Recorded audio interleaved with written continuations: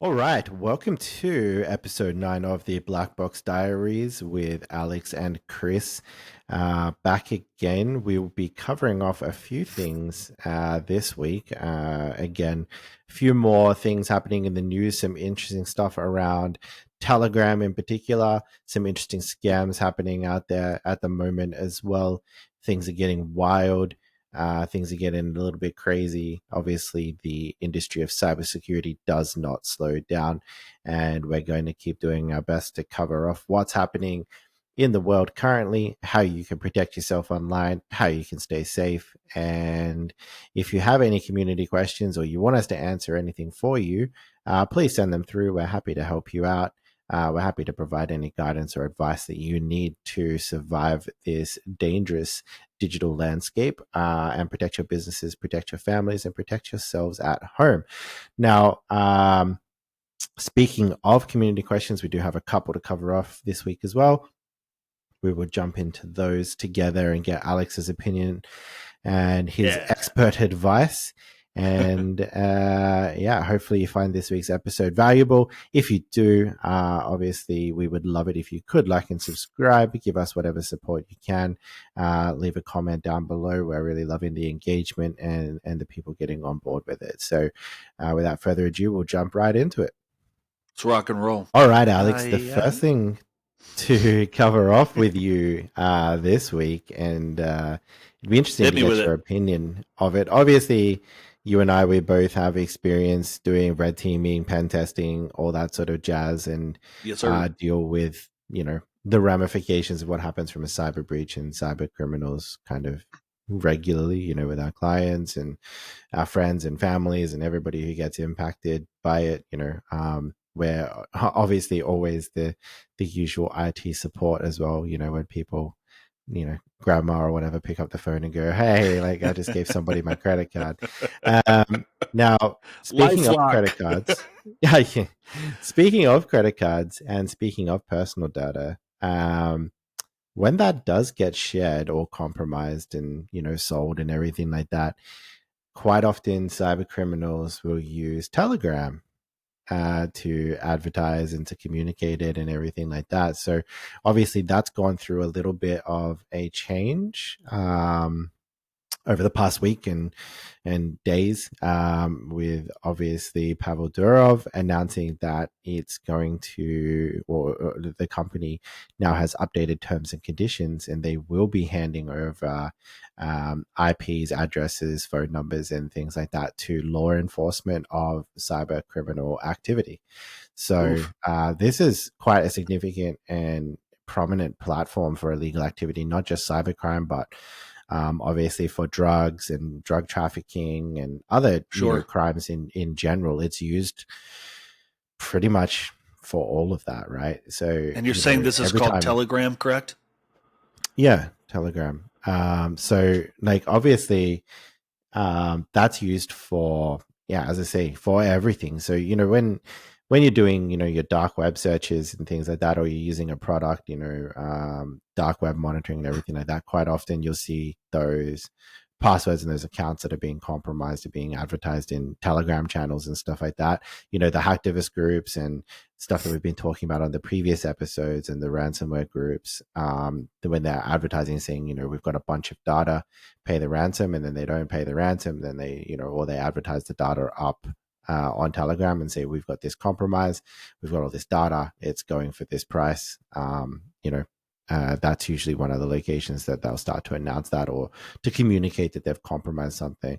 So obviously this is going to be a significant impact on, the dark web and the criminal underworld of, cybercrime.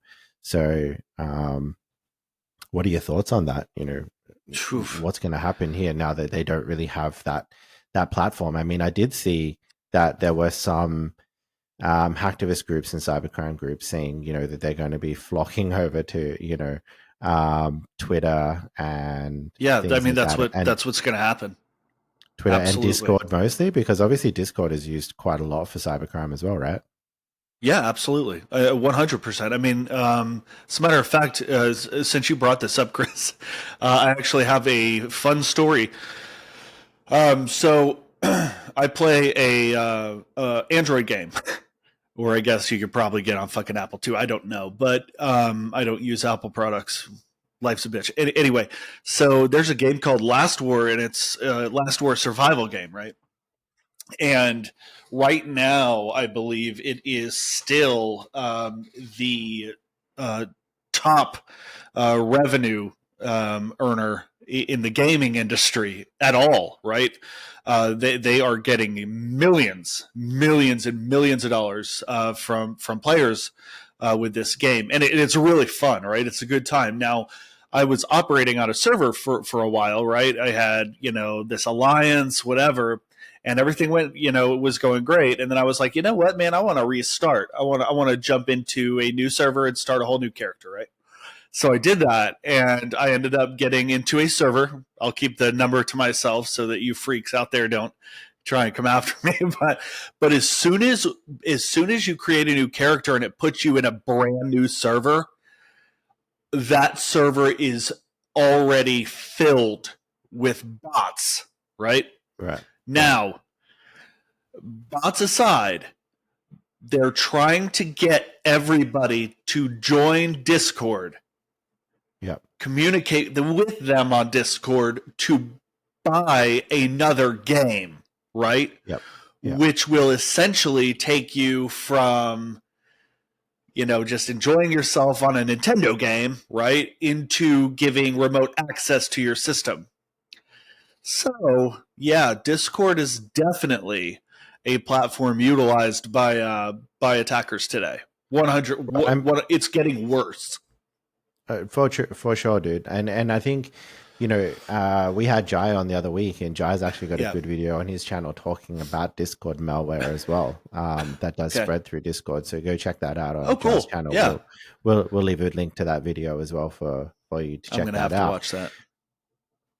It's a good one, but not just, Discord is probably going to be the next rise, I think, because Discord actually does come with so many, I guess, it's used for everything because all the servers are private and everything like that. I really haven't read too much into their terms and conditions around the data that they share and everything like that. But I do know that, even in Brazil, there was a particular Discord server and a particular challenge that was happening, which was essentially kind of like a criminal racket of people trying to initiate, or it was kind of like a dare game. So people would join, and they had things on there saying like, you could win X amount of money, if you go out and kill somebody, if you go out and just end somebody's life in a restaurant or something like Starting that. Starting to make movies turn into real life. Exactly. And, you've heard movies like that, but they people were getting paid to do that. So, and there was nothing that could be done to essentially shut that down and to find the people that were doing that because, at the time. What are you going to do? Yeah, exactly. Right. So I think Discord's probably going to be, it's already used for it. Like, let's be honest. So it's probably going to be something that becomes a little bit more prominent. But I think that, to an extent, Discord is probably, let's be honest, is probably like a little bit more aligned to tech savvy people and people who spend more time on the PC or, like gamers and the internet, and they have a little bit more of a general understanding of it. So I think that there's probably less of an interruption for, like Telegram's not going to be the only thing that, cyber criminals and cyber gangs are using. But it might be the only platform that, a particular drug dealers or whatever they're doing, their illegal activity on, they maybe not have that savviness around using Discord or something like that. So it might be a bigger disruption to them potentially. But I guess this, Telegram was one of those things that, it did talk about anonymity and things like that being one of its selling points. And, now I guess taking that away, it's becoming a little bit more like just your traditional WhatsApp and everything like that now. Like, it's not really going to be anything that's, super protected. So I guess we're always talking about how, we're living in that world of, you should be able to say whatever you want and, freedom of speech and everything like that. But it seems to be kind of an uphill battle for that because everything that kind of enables you to do that gets shut down, obviously, except Twitter, but I would assume, or X now, with Elon Musk taking over, but I would assume they still have something in the background that, like, if there was something flat out illegal happening on there, they probably got things in place that would stop that. Yeah, and the same thing will exist on Discord. Like if we went into whatever headquarters or data center they utilize, of course they're going to have a security team. But the problem is when you have one, you know, security team or a few, right? It doesn't matter when you have millions of servers, right? I mean, you're going to have to initiate something that automates the process of identifying specific keywords and stuff like that. Now, for our viewers, because I've looked into a lot of this, you know, sex trafficking, extortion online using platforms like Discord. They're not blatantly saying, "Hey, you know, let's all be pedophiles together," right? They're using like a kind of like a secret language that only they understand, and they'll find that information from somewhere on the dark web. And then they'll identify a Discord server and they'll throw out, like, if they think, you know, there's like-minded individuals, they'll throw out a comment that only other like-minded individuals will understand, and then they'll start saying, "Oh yeah, hey, do you know any Discord servers with this keyword?" Right? And it's difficult for a security team to identify keywords that may be malicious or completely atrocious in nature when they're utilizing, you know, a kind of a secret language, right? Right, Alex. That was an interesting topic. But following on from that, another Ah, one that is actually quite interesting is the Australian Federal Police. So, this is one from obviously my home country, have arrested the alleged Ghost encrypted platform mastermind. Now, ooh, Ghost was similar to what we just kind of talked about, Telegram, but it was a specifically an encrypted platform that was used particularly around Australia. So it was part of things, well, in Australia, but also overseas, because it was used by Middle Eastern organized crime, Korean organized crime. It was used by the bikies here. Obviously, that's a big issue here in Australia, or it was not long ago, that they were using encrypted platforms for their illegal activities and whatnot. However, yeah, one of the masterminds behind it. Now, this is the part that gets me, because it makes this article kind of amusing a little bit, because this is the okay. most cliche thing that you will hear about our industry. Okay, this And should be good. I'll quote the article here. Give me 1 second. Actually, I'm gonna have to edit that out because I've lost the specific part that I was gonna read out. Oh, here we go. The alleged mastermind behind the encrypted messaging platform Ghost, allegedly used by the mafia, is a 32-year-old computer geek who lives with his parents. Okay. Surprise, surprise. So, again, it seems to be one of those things that we're seeing more of now, is that these platforms that are used for obviously cybercrime, illegal activity, encrypted Yeah, communications, and everything like that, is they're all starting to get taken down. They're all part of global police operations to kind of eliminate this. So we talked about them mm, moving to Discord, but there's so many of them out there. Like, I don't think it's something that you're going to actually be able to just completely eliminate, and I kind of liken this to that TV show that I was telling you about the other day when we were talking, which was, yeah, Startup, where they created their own kind of version of the dark web, and created their own, encrypted communications channels and everything like that, and sure. I'm curious because I don't think it's actually necessarily illegal to create like an encrypted application. Like, obviously, I don't know It's what it's not. like in the yeah, I don't know what it's like in the US, right? Like, and that's I'd be interested to get your information on that, or your opinion on that, because Sure. obviously defense, the police themselves, cybersecurity companies. There's all sorts of stuff out there that you can use that are, encrypted applications. I think it's just if they're using it for illegal activity. But I guess, wouldn't you be going after the people using it for illegal activity, not the people that necessarily created it? So, when it comes to the law, the House Subcommittee on Cybersecurity, Infrastructure Protection, all that jazz, if I were to sit here today and develop a platform that provided encrypted communication for anybody who purchased an app, right? For instance, Signal.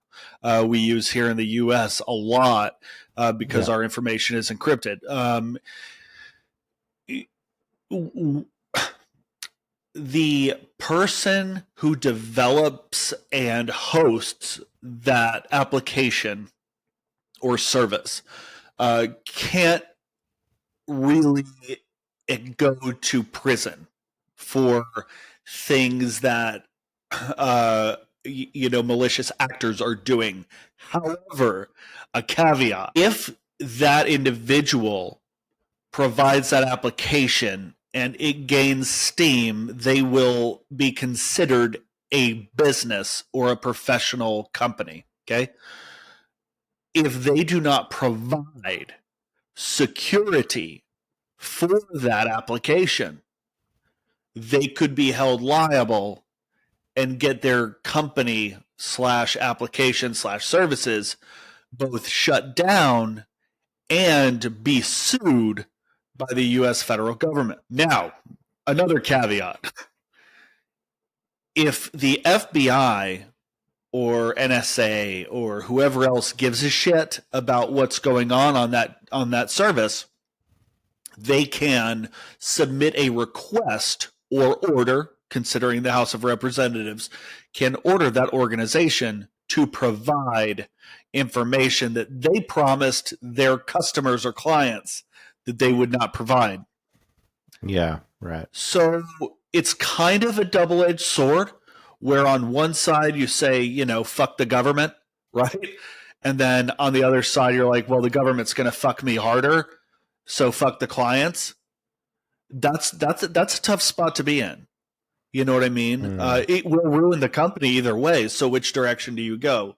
But again, building that kind of platform, Chris, is actually, people don't understand this. It's not that difficult.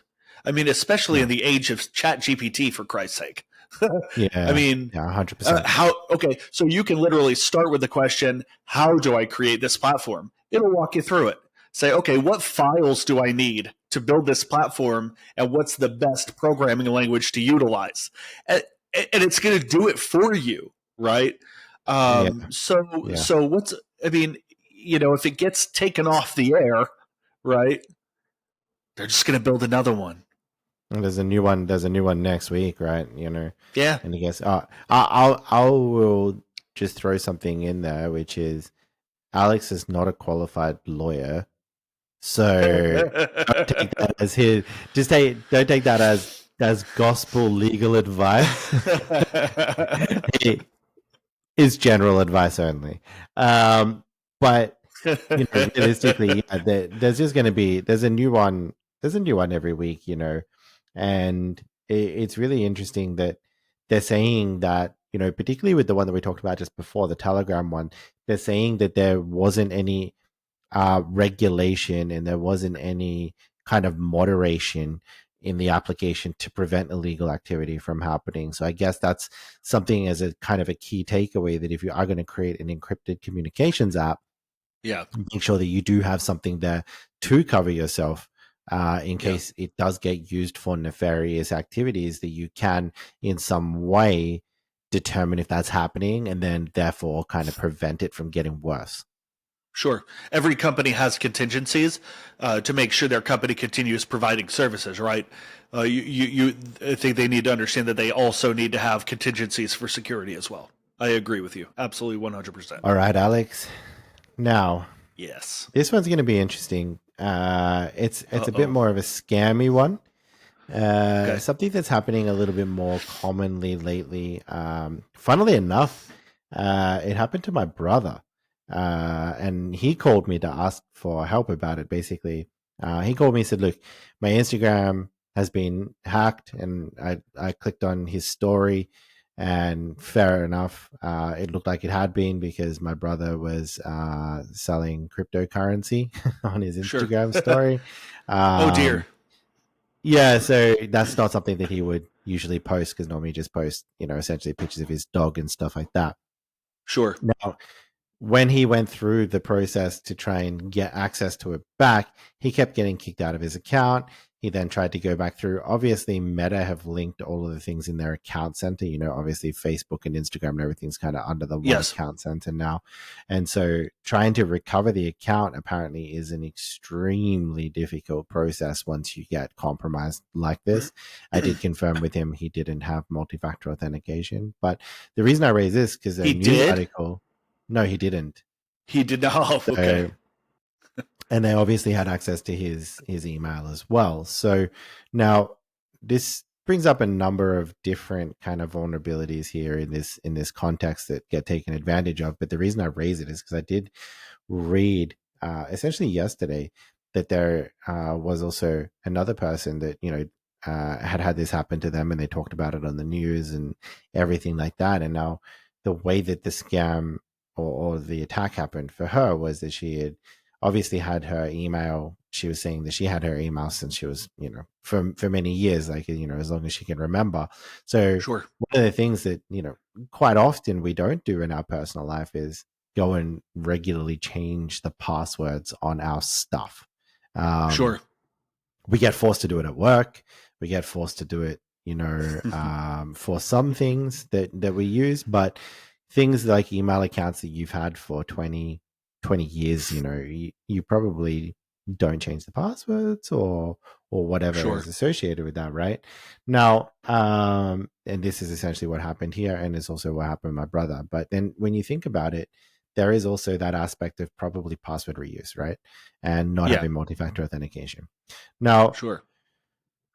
one of the things that's interesting here is that once all the passwords had been changed by the attacker and everything had been all switched over to them to a new email address, they created a Meta VR account, like a metaverse account, which this person had never had before. So then now that includes an additional layer of security, an additional account that's completely set up in the way that the profile, the hacker or the attacker wants to do it, and then they link the Facebook account, they link the Instagram account, they link everything to that metaverse account now that they control. Sure. So the chances of getting those back becomes significantly difficult, Sure. particularly having witnessed my brother try and go through that recovery process. It's absolutely wild. But Meta does charge you $50 if you want them to help investigate it for you. So, Truth. I mean, Meta, like, what are they doing, as part of this as well? Just trying to literally make a quick coin off people's misery as well, I mean, but we all know that. So, and I remember you saying as well, Alex, you did have a client, you did have somebody you spoke to recently that had this Yeah. happen to them. So, what was that experience and how did you help them out? Good question. So, first off, I want to bring up a couple things, just so our viewers and subscribers, I hope you're subscribers, so that you're aware. First off, let's talk about passwords, and I'll make this fast, Chris. I promise not to ramble on, but it's important. So, password reuse, it is a problem, right? And it's oftentimes the reason for compromise, is password reuse. Now, there are ways to kind of mitigate that disaster uh, without multi-factor authentication. Now, that doesn't mean don't have MFA, okay? But if you don't and you absolutely freaking refuse, your password, if it is not at least, this is my opinion, okay? If your password is not at least 24 characters long, you're wrong today. In 2024, you're wrong. You are going to eventually be compromised. your passwords should be rather intricate and something that you can remember at the same time, because if you save it to Cherry Tree or Notepad, people are just going to compromise it, right? Or they're going to steal it. So that's number one. Password reuse can be a safer option if, right, you have those long, complex passwords, but it still won't be close to multi-factor authentication. So let's talk about that. Multi-factor authentication is absolutely necessary today. Okay. I understand some of you are hard-headed and you're going to be like, oh, I don't feel like getting on my phone and, typing in the code. Okay, get over yourself, right? And get it, because it, in the end, and I'll tell you why here in a minute, it is going to help you and save your day sometime. So recently I had some personnel I was working with. I won't give out names or anything like that. But I was approached about initially a Facebook account that was hacked, right? The avenue of approach to the hack was actually very simple. It ended up looking like, because you'll never find the attacker, but it ended up looking like a rogue access point was built at a specific location where one of the employees was operating. And that employee logged into their Facebook account, right? But instead of logging into Facebook, they logged into some attacker's server that was faking a Facebook page. Once that happened, they did not have multi-factor authentication, and the attacker had the clear text password and owned the Facebook account within minutes, and took it over. Immediately, the attacker, just like Chris was saying, gained full access to Instagram and changed everything, right? Added multi-factor authentication to the account with the attacker's information, added the attacker's email address, everything. We could see that, right? Just from logging in and looking at the client website, or not website, but what is it called, Chris? What are they called now? Meta, the Meta account. So that's what happened. Now, I get approached about this kind of stuff a lot. Like, hey, Alex, do you know anything about getting Facebook accounts back? Like I'm some kind of magical, genie. So, okay, well, if that's one of your wishes, here, let me unfuck this for you. Okay, well, bad news, right? It is so freaking unlikely that you're going to get your account back, that it actually makes my mind explode, right? Yeah. It can happen. But the only real avenue of approach to obtain that is to communicate with Facebook representatives or Meta representatives, and you are going to need to have all of your information and as much data as you can gather on the last time you logged in, when the account was created. Be prepared, right? The original email address, the original passwords, You get the idea. So what I am going to recommend to you, get multi-factor authentication. Why? Because if you have your phone or your device that you use for MFA, it doesn't matter who logs in with the right password in the Middle East, in Russia, in China, in Japan, wherever, next door neighbors, you're going to get that on your phone or whatever application you use as MFA. They cannot do it. It is impossible for them to gain access to your account if they do not have your MFA device. Guys, gals, get MFA. Okay, so if you're in this situation, I highly recommend reporting that account has been compromised. Get that account not recovered, get it shut down, and build a new account. 110%. That is what we ended up doing for the client. It worked out stellar. The attacker's account, or the previously lost account, was destroyed within 48 hours. Okay. That is the fastest way to just make it happen and get on with your life. Fair enough. Fair enough. There are no genie lamps for Facebook. No, those are good tips. No. And I particularly like the tip about password length and password complexity. I need to update mine because all of my passwords are Alex Dicey's Beard 123. Hey, listen, it's back. It's back. I got my grays back. You can see that shit. Yeah, I might just update it to Alex's Sexy 123. Oh wow, I did not age well, Chris. I did not age well at all. But thank you.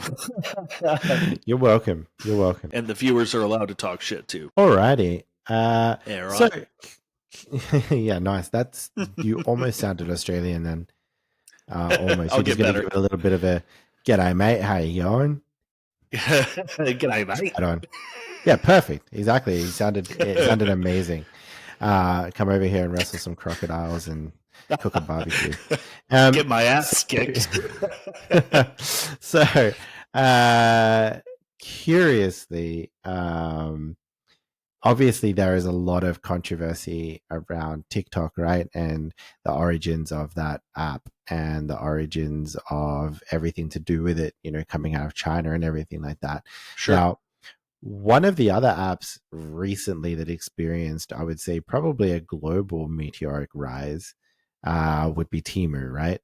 Now, it's massively popular over here in Australia. Sure. Temu. I'm not going to lie and say I haven't, dabbled to just see what the cheapy devices and things that they have do. To be fair, I'll caveat that I've never bought anything that requires, as I've said to you before, Alex, I bought some things for my motorbike and whatever, but purely aesthetic. I wouldn't buy anything that is going to be there to save my life. Similarly, I'm not 100% convinced I would buy any kind of electronics that I need to plug into the power in my house or anything like that in case it starts a fire overnight or something. I'm not sure, right? I did receive a gift, from my wife at one point. It was like an electronic massager from there, but it had like I think it had like a wire or something exposed. So I put it on my neck and I basically just felt like I was having like a seizure because it was like zapping me really badly. Sure. So some of the electronics and stuff are a little bit sketchy, but one of the things that, has come up consistently in conversations I've had around Temu is that a lot of people have had their, credit cards compromised using the app. They've had their details compromised using the app and everything like that. Now, I did read that, there were claims that Temu had been breached recently with, 87 million records, I believe it was. And it contained, IDs, full names, shipping addresses, birth dates, phone numbers, IP addresses, and passwords. Now, Team have come out and said that didn't happen. That's not it. That's not true. Sure. Blah, blah, blah, blah, blah. But, given that there is so much controversy around these particular types of apps, and if you've ever downloaded it and used it, you can see it's a bit sketchy, like the spinning wheels and the deals it gives you and everything like that. It's always set up to kind of like create a gamified environment that kind of captures your attention and everything like that. But I do know people personally. Yeah, I do know people personally that have put their credit card directly into the app and then subsequently after the purchase have had their credit card essentially milked for, hundreds of dollars. So, is Temu big in the US? Yeah, it is. If you play Android games and you have what are they called? Advertisements, right? Every advertisement lately is Temu, right? And they're trying to get you to, any purchase and you'll get a free drone. Of course, yes. course you will, right? Yeah. So they say, we didn't get breached, or they didn't, they didn't conduct gain of function research either, right? We saw how that shit goes. Listen, I don't trust it. I am just going to be blunt. I don't trust it. I think you're right. I do believe that utilizing Google or Apple Pay is probably a safe, at least financially safe avenue of approach to purchasing on there, where they will not get your data, and I think that's great. But at the same time, I love how you said you're not going to buy something that you like plug in at your house, right? Um, it has coming from the intelligence community, okay, in the U.S. Department of Defense. It has all the warning signs that you could possibly want. And the first one is this too good to be true? Yeah. Yeah, most of the time it is, right? If you buy clothes or something like that, yeah, man, sure. You're buying clothes. I don't really care if you get what you purchased or not, but uh, my biggest fear is electronics. There is a reason, and I know people will bitch and complain about this, like, oh, well, we shouldn't be, saying, what's that company, Chris, out of China that makes cell phones and stuff? Huawei? Huawei, yeah. There's a reason why we outlawed Huawei in the U.S. for a time, or it may still be going on. I don't know. I wouldn't touch it anyway.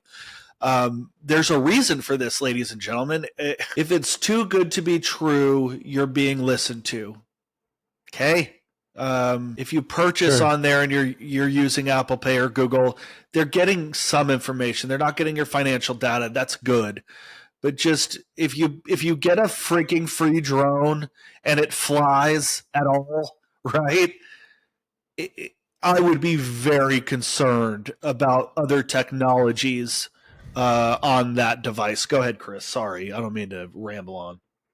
No. That's fine. You make really good points, but I mean, honestly, address and phone number, it's address and phone number, right? Let's be honest. Yeah. But the advantage of using, Apple Pay, Google Pay, in Australia, Afterpay, buy now, pay later, whatever else they take, rather than just inputting your credit card directly. Obviously, using those types of payment gateways, they are going to obfuscate your payment information. So it will take the information, it will create a temporary credit card details that will be processed by the application, but it won't be your actual credit card details. Apple will take the payment from you, then they will pay, sure, the third party, right? So you are generally protected from having your details. Yeah, no, it's wonderful. It's the same. It's the same as when you tap and pay with your phone. Use your Apple Pay or your Google Pay or whatever, and then you go to refund something, they always ask you, we need the card ending in whatever the 4 digits are. It's generally, and most of the time, doesn't actually, well, it shouldn't match the same 4 digits of your actual card. So you just need to Apple Pay it again. So it's just going to be the same way so that it registers the same detail, right? Now, as I said, I've purchased stuff off there. Address and phone number, it is what it is, but I'm not going to go and buy, I get that, hard drives, USB keys, things I'm going to plug into my PC, anything like that, but as I said, my motorbike looks sweet because I put some stuff on there that I got from Temu. You've seen photos, Alex. It does look good, right? No, it is. It's a beautiful bike. Yes. I put some stuff on there, aesthetically, so to make it, look pretty schmick, and that's the stuff I don't mind. But I'm not going to go buy like a helmet or protective items from there. It's similar because I think there's another app that's doing the rounds. I don't know if they have that in America, but I know it's big in Brazil and in Australia. It's called Sheen or Shine or something. Oh, Sheen! Like no, Sheen is huge here. Yes. It's the same type of thing. It's a Chinese app as well. Of course it is. Yeah. Yeah. And I'm pretty sure that it's actually the same company. Yeah. Last War is also made by a company called hold on one second. First Fun, which is also a Chinese company. Yeah. you see this disaster, right, taking place before our very eyes. And yes, ladies and gentlemen, I do play Last War. It is a absolute blast. So I will just confirm Timu and Shine or Shine, whatever you want to call it, they're not yeah. the same company. But the only reason that I thought that they might be is because their spinning wheels and stuff, I know people that buy off both in my family, and they have the same spinning wheels, the same deals, the same type of stuff, which shows that they're obviously from the same type of developer, same location. So, and I believe that they are also a Chinese company. Not saying that all Chinese apps or Chinese companies are dodgy. Oh no, there's a lot of good ones. Yeah, some really good ones. But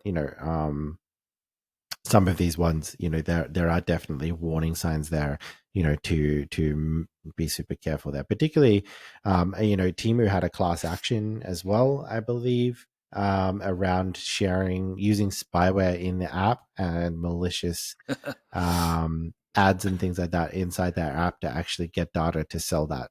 So, the other thing, and I think we've mentioned it before, just make sure that whenever you're using any kind of app on your mobile phone or on your PC or anything like that, anything that you download, check the permissions that it's requesting.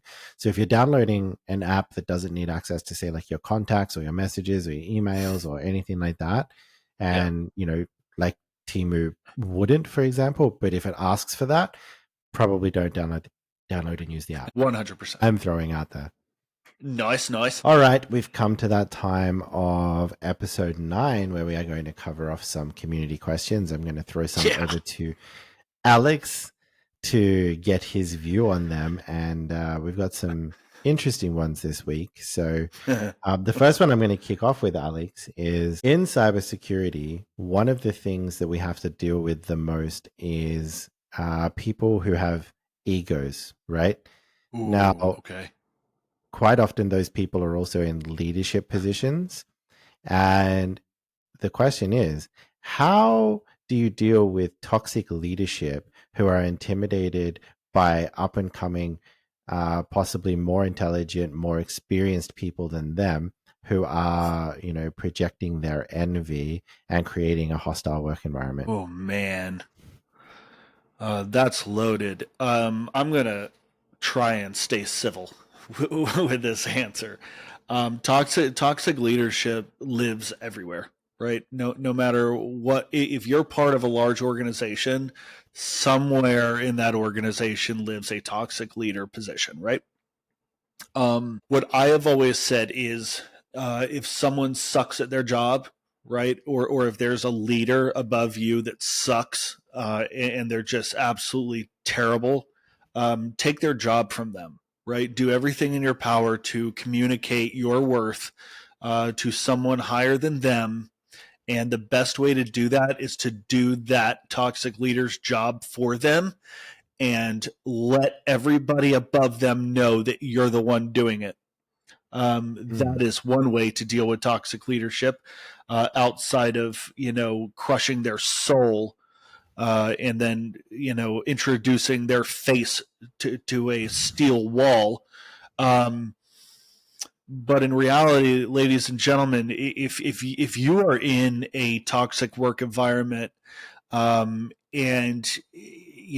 every day when you go to work it's hell, honestly, you need to find another place to go work, right? Because what you're doing by staying in that position is you're remaining stagnant, and your ability to move forward is going to be degraded, and that's not a good way to give yourself worth. If you know you're better than that person, and that you want to always move forward in life. Don't ever become stagnant, because once you're comfortable, you're failing. I always say that if you're comfy and you're like, oh man, this is a pretty good life, I'm just gonna chill, you're failing, right? Because now you're just spending your money and making none. So yeah, dude. I'm rambling, but God, dude, you're asking an infantryman. I, I I would demolish that human being. I would ruin them. Yeah, and I think it's an interesting and it's an interesting point, right? Because Yeah. I've been doing this a long time. I've had, Hmm. many jobs where there's been varying degrees of personalities and people that Sure. you have to deal with. But one of the things that you fundamentally need to make sure is that when you're going to work every day, you're getting paid to do a job. You're not getting paid to be bullied, and you're not getting paid Yeah. to No. be One pushed hundred around, percent. right? So I Absolutely. think it's really important to make sure that you do actually know your worth and know that you can just get up and go to another job. Even Sure. if the market is tight, if you're good at what you do, you'll find something. Get Yeah. out and network and do everything that you can to find something better. And quite often, like, it's going to be you know one of those things that if you have that toxic leadership in place, there's usually not really any way that you can kind of come back from it, if that makes sense. Because these people Sure. in those positions have been in those positions for a number of years, right? And the chances of them moving on at that particular point or anything like that are probably not going to happen. So they're probably going to be there Sure. for a while. So it's not something that's going to resolve itself quickly unless you speak up, unless you do, what Alex suggested, and show the business that you're the important person here, Yeah. or just find a new job. And I mean, realistically, a lot of that toxic leadership does come from ego, because these Yeah. people, they themselves become a little bit stagnant in their role, right? It's something that Yes. they've been doing for so long. They know that, when they look in front of them, there's probably not really much there. And they can kind of see, that they're not really contributing anything. And because they're They're trying to focus threatened. on, yeah, they're threatened because they're trying to focus on one part of the business, but then you've got big brains, big ideas, really skilled Yep. people coming through the pipeline and being hired by the organization. They start to get threatened. They start to get worried. They start to take ego hits. And, quite often these people have narcissistic personalities. They want to be loved. Sure. And so to do that, if you're not giving them the love that they want and kind of bowing at their feet the way that they expect, Sure. then they're going to bully you. They're going to micromanage you. They're going to treat you like crap basically constantly. But Yeah. They're going to try and mold you into something that's non-threatening. yeah, they're also the That's what. people they're also the people that inflate their role, their skills, and their Oh abilities yeah. as Oh well yeah. on social media. They might have something like, like their job titles, their descriptions, or whatever. They have things like influencer, visionary, innovator, those types of things. And Yeah. then they're going to have, all of that there, then they're going to come to work every day, not be any of the things that they say they are, and Yeah. then push their sadness onto you. Hey, um I'm going to say something. I got to say something because I'm getting pissed off just talking about it. All right. For our viewers, okay, I am speaking to you, even though there's only like 100 of you. Listen to me closely. If there is a leader that on social media or in meetings or wherever say, I did this, I made this happen, when they have a team of employees and operators below them that are doing the operating, they are toxic. The best sign of a leader, a real one, is someone who understands and appreciates the shit out of the people who make their life easy. And when they go on social media or into meetings and say, my guys and gals are killing it, they are the backbone of this organization, that's a fucking leader. But if you're all talking about I this and I that, fuck them. That's all I got. 100%. All right, next question, Alex. Straight off the bat. So, with AI enhancing Ooh, businesses yes. now and enhancing cybersecurity solutions, what are your thoughts on using AI to secure your family and your home, such as Ooh. implementing AI parental controls for internet use and gaming platforms? Huh. I mean, how is AI going to know? Well, that's a good question. That's what I'm asking you. I mean, there's a lot of platforms out there at the moment that are claiming that they use AI, I guess in the context of putting in parental controls on the internet, so monitoring social media, messaging, communications, and things like that Yeah, for but how? suspicious keywords and Okay. suspicious All types of right. chat activity. So, like, if your kids, for example, Yeah. are chatting to a dodgy dude or a dodgy woman or something like that in their chat Oh, communications, the okay. AI would Yeah. detect that this is a little bit weird, because you could probably put in, well, not probably, but you can put in information in to say, kids are, this age, kids should be doing this, kids should be doing that. So anything that kind of gets detected as like an anomalous behavior or an anomalous conversation that they shouldn't be having would be picked up and could be, cut off and alert the parents. Do you think it's Well, worth having technology like this at home? that's an interesting prospect. Um, I guess I never thought about it like that. So, when you initially brought up AI for like parental controls or security, my initial assumption was, how is the AI going to know that you're a child or not?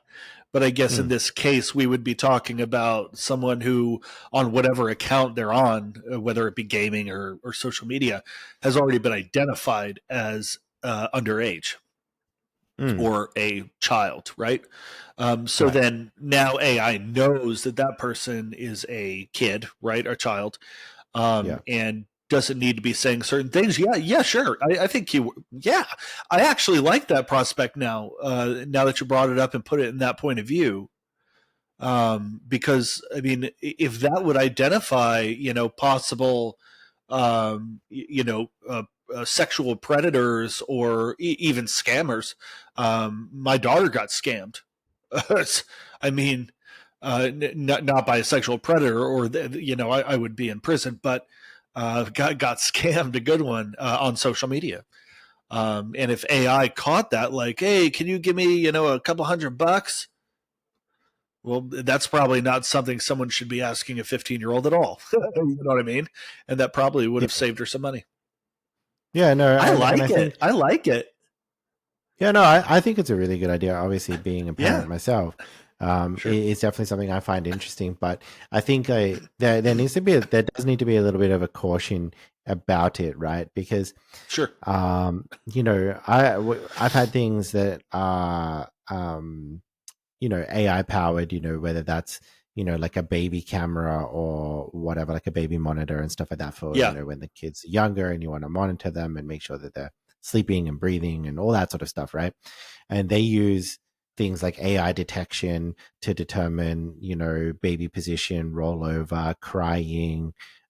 You can set like a safety zone so that you can say, where in the other room, and nobody should enter this safety zone during these hours, because that's when the baby's sleeping. So if somebody broke into your sure. window and entered the safety zone, you get an alert, all that sort of stuff, right? So all this AI data and everything that gets collected. But I think the caution around it is that a lot of these things, they create things in there that are kind of, aesthetic or interesting functions that appeal to people. For example, you can give a nickname, or you could name the kids and do all of Sure. that. But then all of Yeah, a sudden now you're importing into that program or into that application the name of the kid, because you're like, oh, the kid's name is this. This is the sure. date of birth. You've probably signed up for like the subscription to it. So they now have the address and the phone numbers and the payment details and everything like that. So again, it kind of goes back to making sure that third party management is really important, because from that perspective, making sure that it's a legitimate company and it's a company that does take security seriously as well. There is also a lot of controversy out there at the moment around AI models using personal data to train the AI Sure. models Yeah. also. So just be careful the information that you put in there. Maybe don't put your kids' real names and stuff in there as well if you're going to use them. But fantastic idea. I agree, and something I'd like to talk about maybe in our next episode, Chris, is the prospect of boy. I've used that about as much as Kamala Harris uses some wild word salads, but um, I'd like to discuss avenues of approach to pen testing artificial intelligence platforms in use by other organizations. What do you think? Yeah, sure. I mean, it's definitely something that's interesting. Some of the stuff I've been looking at recently is weaponizing AI against AI. You Okay. know, that's something that's becoming a little bit more common, and it's emerging. So it's definitely something that we can talk about and plan that chat, and maybe a little bit more of an educational Yeah, piece I'd around it. love to, because I think we're getting to a point where AI is going to start being utilized in a lot of organizations in an official manner. And a lot of trust is going to have to be given to AI to do that. And Yeah. I think a lot of companies or prospective clients are going to be requiring that when they're requesting a penetration test. Now, the third and probably the final question. We do have a number coming through, but we only have a certain amount of time. And obviously, Ooh, Alex is recording from the US, so it's a lovely, bright daytime for him, but yes, it is currently beautiful out. Yes, ridiculous just o'clock kidding. in the AM for me. And I have to be up early. So, how important is it for families at home to use VPNs, password managers, multi factor authentication, and other protections for everyday online activities? Are there any simple alternatives for less tech savvy users who don't understand these options? Yes. Yes, there are. That's a loaded question. There's a few topics in there, and they all kind of go together. So, first off, VPN, absolutely, totally recommend.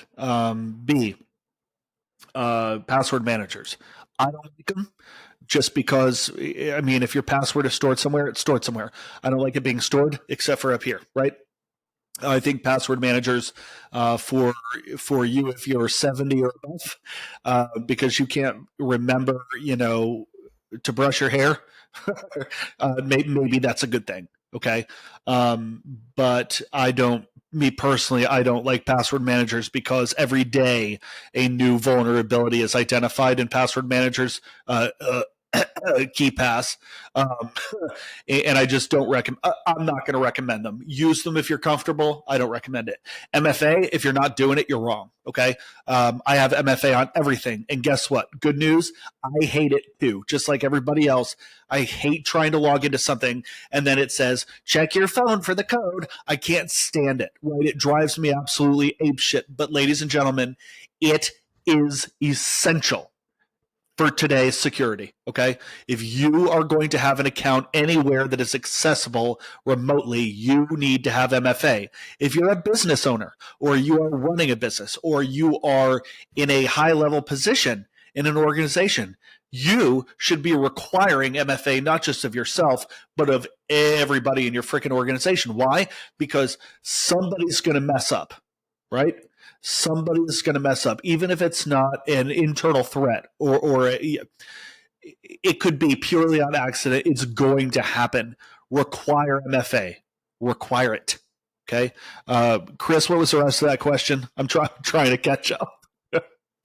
No, is there simpler alternatives for people who are less tech savvy who want to implement this stuff at Okay, home? Like good. how can they still protect themselves at home, I guess, if they Sure, don't really sure. understand what a VPN does or Well, one good idea, right? I guess, and Chris, you can either hit me on it or agree. I don't care. I'm actually anxious to hear your opinion, but um, I'm sure most of you that are watching this podcast are probably Windows users, right?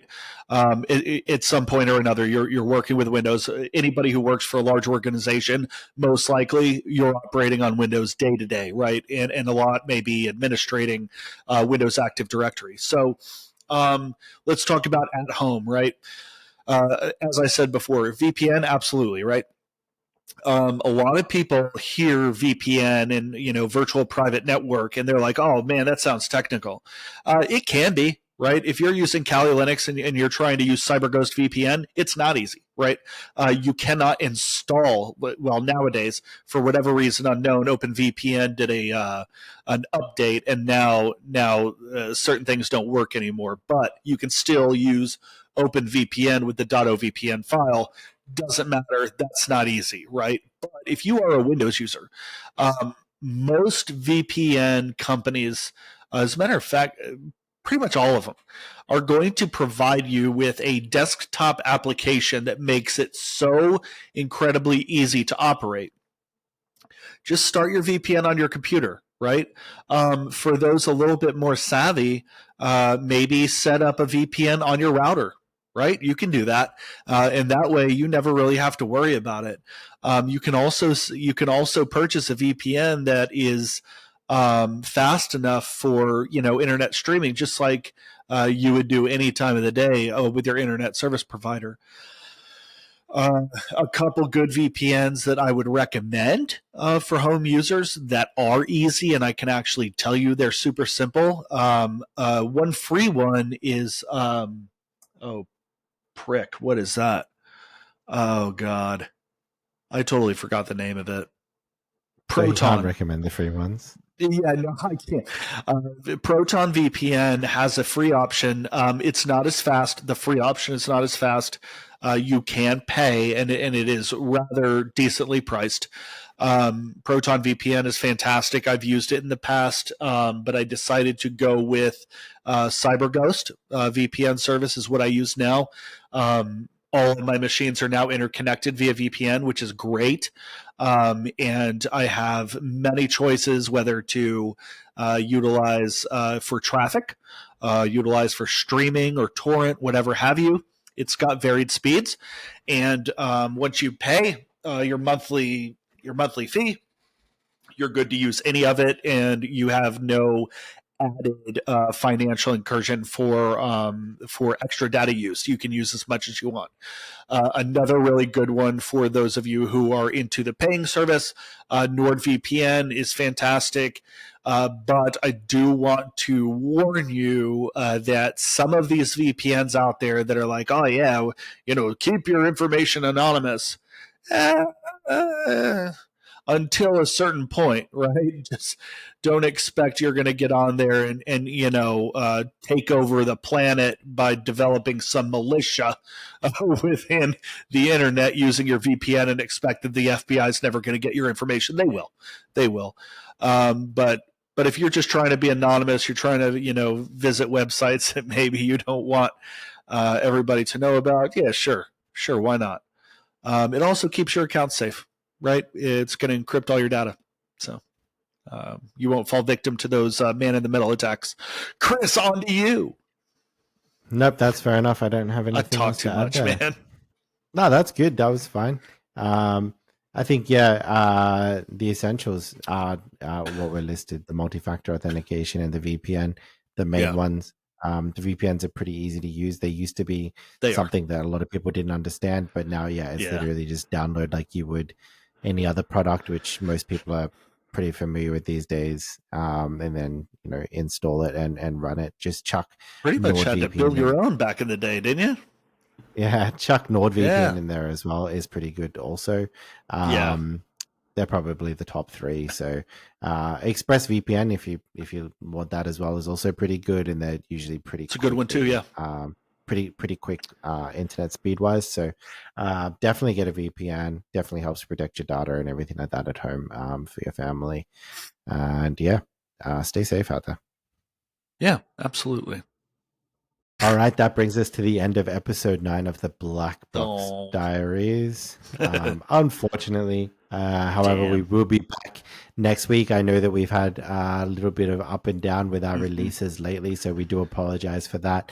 Life has been a little bit crazy with kids and family and work and a whole bunch of other stuff going on, but we're back to our normal schedule, so we'll be releasing on time now going forward for the rest of season 1, and then we will, as we said, take a break for the preparations of season 2, which we have some awesome stuff planned for already, and looking forward to getting back to that.